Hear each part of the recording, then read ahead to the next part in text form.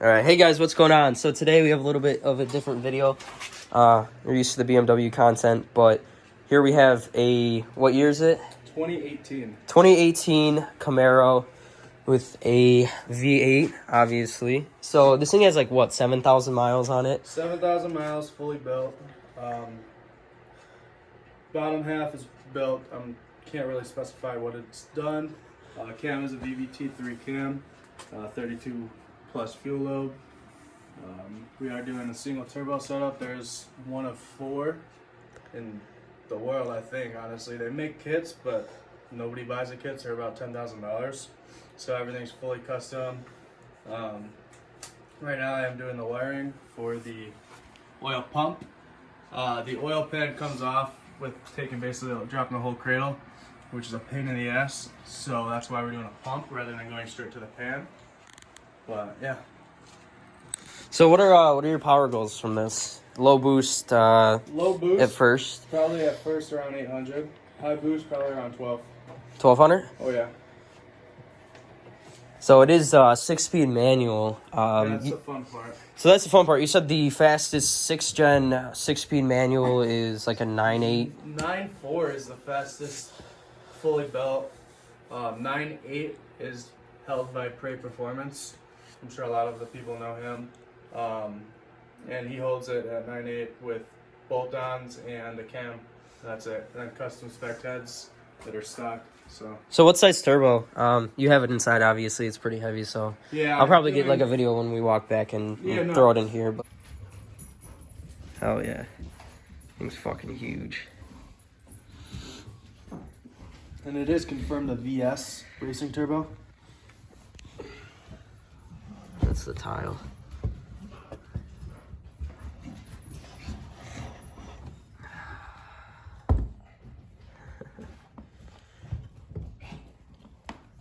The wastegate's gorgeous. Oh yeah, I love it.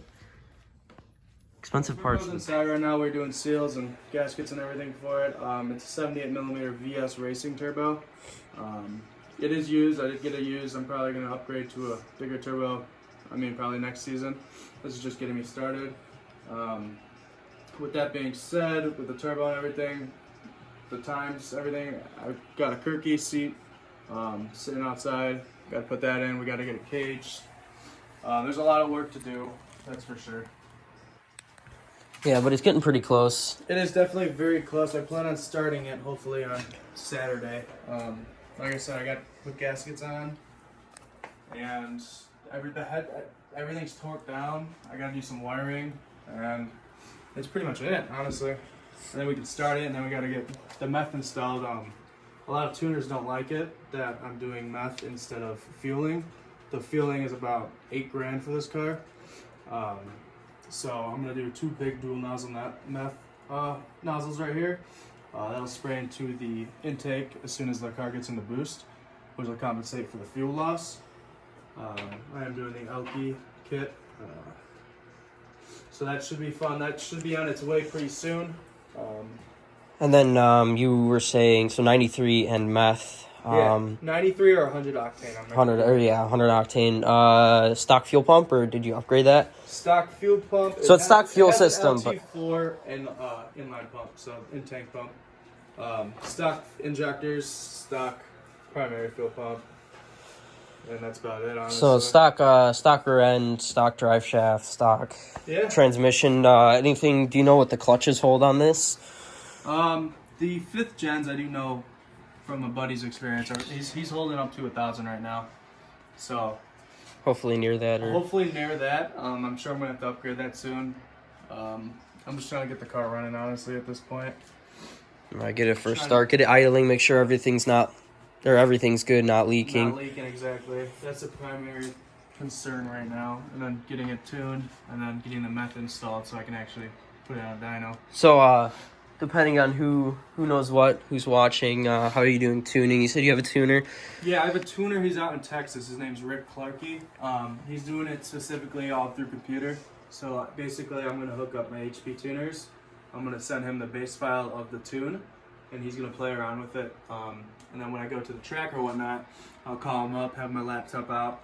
We'll change up the tune a little bit due to speed density. So due to the airflow and all that stuff.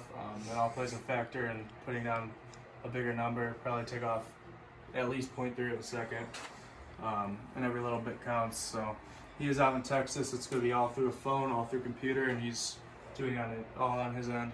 Yeah, I did the same thing with my E46. My tuner's in New Jersey, Maryland, somewhere around there, northeast. The better tuners are out there. No offense to the people here. No, yeah, just it makes it so you don't have to worry about location. Exactly.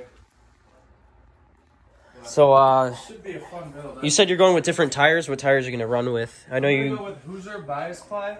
They are 28 by 11.5 17s.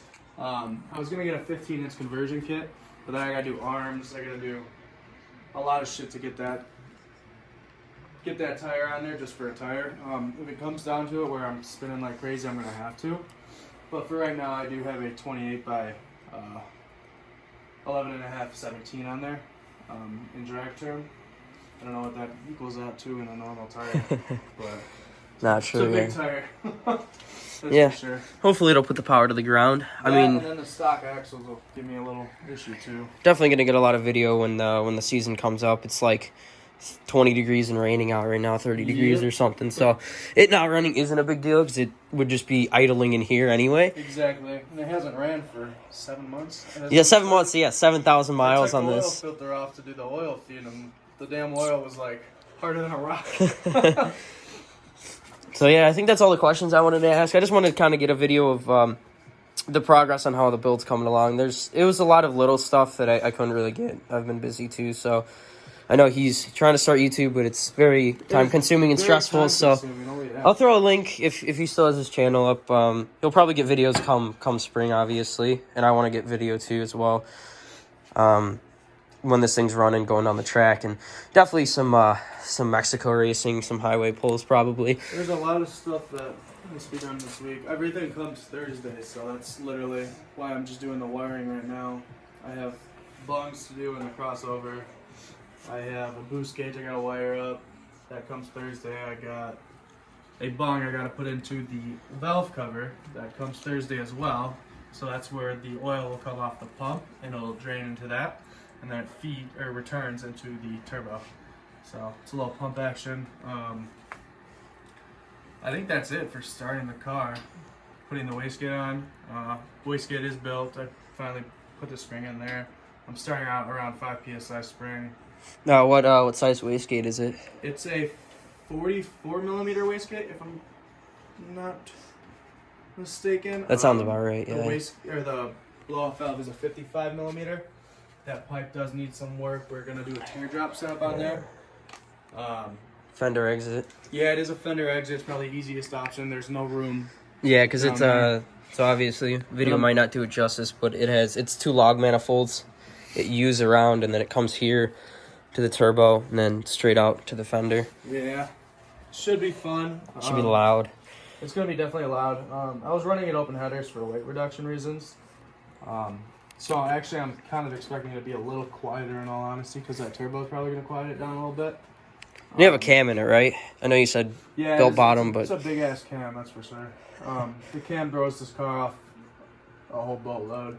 The drivability is going down the drain. I mean, it's getting down to the point where it's going to be like an only drag car, right. which is sad. But maybe take it out to car shows and stuff like that. Yeah, there's always Sonic for the kids who want 2-step. Do some highway pulls with this thing. May have to bring a trailer. Yeah. But other than that, it's finishing this, throwing the Kirky in there with the harness and the cage, and then we're going to be driving it to the track. Hopefully driving it to the track. Yeah, that'd be fun. So you said you're doing Kirky full cage? Yeah, I'm doing Kirky, not really a full cage. 8-point is what I think it was called. I'm not I don't have too much knowledge on cages. We're not pulling the whole dash. We're going underneath the dash. Okay. And then tubing the rest of the back. The rear end has nothing. There's nothing back there. Right, just all stock. Pulling all those heat shields off, all that shit, because I don't need any of that. Trying to get this ball rolling. It's coming down to It's getting there. March 11th is when my goal is to take this thing on a trailer and have it all done by, so I can take it down to Texas. Are you going to Texas? Yeah. So these are stock heads as well. Stock heads. Stock ported heads. They are built heads, bigger springs, different trunnions, everything you could think of. It wasn't in the budget to get new heads, plus for an additional 40 horsepower, I didn't really see much of a difference, especially when you can port them and make 30 plus off of it. So that's that. Cool. You got Instagram or anything? We do Facebook. Facebook? Yeah. All right, I'll throw your Facebook in there. Facebook I know you put works. pictures, so if people are... A lot of people, Facebook and Snapchat.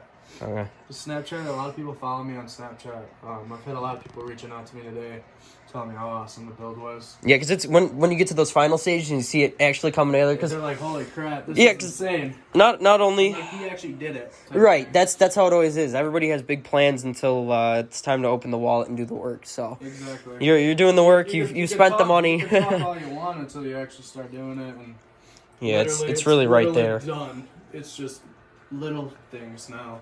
Oil feeds, wiring, bungs. It's little things now.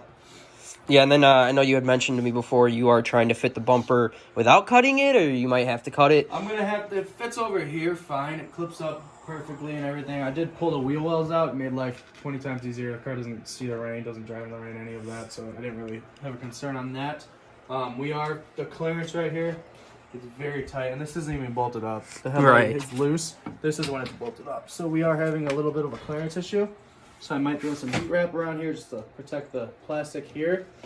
There's really nothing I can really else do about that. Yeah, it's There's very nowhere- tight. There's nowhere else to run the piping. I mean, we did it a crazy way by cutting the cross member, but I've seen a lot of guys doing this style setup, like the older C5 Corvettes and stuff. How they have the old duckbill air intake, and they're picking up 40 horsepower off a damn air intake. And I was like, I'm gonna try this with an intercooler setup. So I brought it to my welder. Actually, I tried doing it myself, I should say. And I got to the point where I was like, this is gonna take a lot more engineering than I really thought. I mean, the intercooler this is a used intercooler for my buddy's 5th gen. So I had bungs on that for his blow-off valve. So we sealed all that. We Yeah, did that was custom brackets that are sturdier than hell. I mean, I could stand on the thing. The whole car is basically gonna be fully custom. I mean, aside of tubing the car, It's still fairly new too, so it's literally brand new. yeah. I think it just got out of warranty, and it's got 7,000 miles, like we mentioned. So the thing's brand spanking new, literally. And motor was rebuilt at 5,000 miles because I had some problems with that. These motors are a pain in the ass. If you want to do a cam setup, a lot of guys they do it where they lift the motor up a little bit, but the way I saw it, I was gonna plan on doing just a cam setup, and I could not get that. The oil pan, Chevy's procedure is to take the oil pan off, but the only way of doing that is dropping that cradle. The way of dropping that cradle is by lifting that motor up so you can get it off the cradle. Might as well just Exactly. go all the way. It's a huge mess of a. It's a huge mess. So that's why we ended up just pulling the motor, building it. Other than that, there's nothing much. Honestly, if people just want to follow me on the Snapchat. My Snapchat, I post everything on there. for sure. I'll throw those in the comment. I'll make a comment, pin it. I mean, yeah. So if you guys want to follow it, obviously I'll have more video. If you guys are interested, I'll try and come by more. It's kind of hard to find times. I end up getting busy on stupid stuff, but Oh yeah. if it is actually of interest, because this thing will be pretty quick. I mean, there's no way it's not going to be And fast. there's like one of 4. There's a ton of 5th gens that are built, turboed, everything, but you can look up, try to find a turbo kit for a 6th gen Camaro. You're not gonna find one. Right. I So can promise that. It's one of the biggest headaches and one of the hardest things for someone to do, especially with this new of engineering, especially with the direct injected. Finding a tuner who's going to tune it, that's another thing. So, I mean, I've been turned down by a few people local around here. I'm not going to give names, but like I was saying, a lot of guys will not tune this car. So, yeah, and it's really hard because it is new. Nobody wants to cut up their brand new that, car. and then with the meth part, a lot of guys didn't want to touch it because of that, because I could see their standpoint on saying how it's abandoned and stuff, but my tuner, he was all for it, and he was recommended by one of the best tuners for these cars that makes literally the most record passes, the most record times, the most record numbers on the dyno. He recommended me to him, and I was like, well, Yeah. if he's gonna tune me, then let's do it. And he's very, very reasonably priced. So, and he's always helping me with. I have tons of questions when I'm doing this build. Always helping me with that. So I think the online tuners are the best because mine was so attentive. It's like I had a question, not just about the tuning, about having it right, because they want it right. exactly. A lot of the, the dyno tuners who see a lot of people, it's like, get your car right, bring it to me, I'll tune it, that's it. A lot of the online tuners, it's a lot of back and forth. It's really personal, it's really one-on-one, and that's what I really liked about Oh yeah. the relationship between me and my tuner. It's like I call him up at 12 a.m. Hey, I'm having an issue. Fix the issue, retune it, and I'm out racing. You know what I mean? So It does help a lot. So thanks for showing me the car. I'm gonna get going because it is freezing. It is but cold out here. That is for sure. You got a little heat going. but like I said, guys, if you are interested in more content, let me know. If you're interested, obviously you can follow him on the links or the his Facebook and his Snapchat. So Yeah. for sure, I'll see you guys in the next one.